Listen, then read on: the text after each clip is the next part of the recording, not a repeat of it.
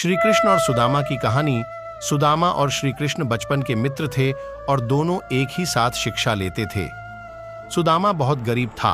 वह ब्राह्मण था, इसलिए वह दिन भर में 5 घर से भिक्षा मांगकर अपना और अपने परिवार का पेट पालता था। उसे जितना मिलता था उसी से गुजारा करता था, परंतु मिलने वाली भिक्षा उसके लिए पर्याप्त नहीं थी। उसका और उसके परिवार का पेट भी उससे करता नहीं था। इसी भिक्षा से अतिथि सत्कार भी हुआ करता था। सुदामा की पत्नी को यह मालूम था कि सुदामा और श्री कृष्ण दोनों मित्र हैं। श्री कृष्ण द्वारका के महाराजा हैं। अगर सुदामा उनसे सहायता मांगेगा तो कभी भी ना नहीं करेंगे। इसलिए सुदामा की पत्नी ने सुदामा को बहुत बार श्री कृष्ण के पास द्वारका जाने के लिए कहा, परंतु सुदामा हर बार मना कर देता था। परंतु बहुत ज्यादा पर्यटन करने के बाद सुदामा मान जाता है और वह द्वारका के लिए निकल जाता है।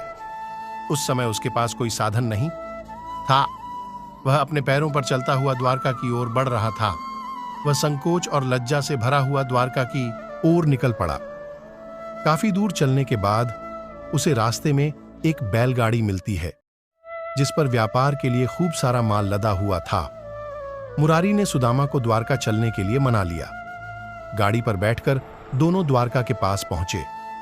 वहां पहुंचते ही बैलगाड़ी वाले ने सुदामा से कहा कि आपका रास्ता यहां से अलग है और मेरा अलग है।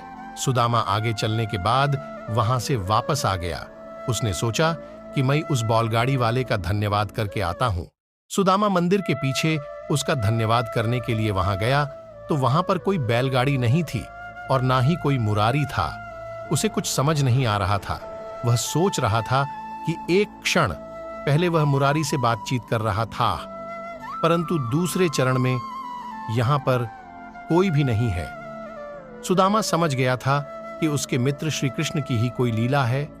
वास्तव में ऐसा ही हुआ। जब दोनों की मुलाकात हुई तो वह दोनों मुरारी की घटना पर मुस्कुरा रहे थे।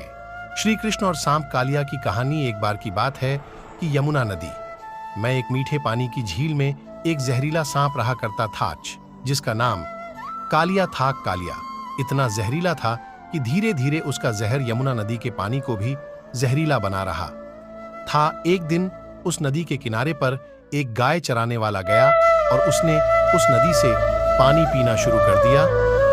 पानी पीते ही उस व्यक्ति की मौत हो गई। जब श्री कृष्ण को इस बात का पता चला तो कृष्ण ने अपनी शक्ति से उस मरे हुए व्यक्ति को दोबारा से जिंदा कर दिया।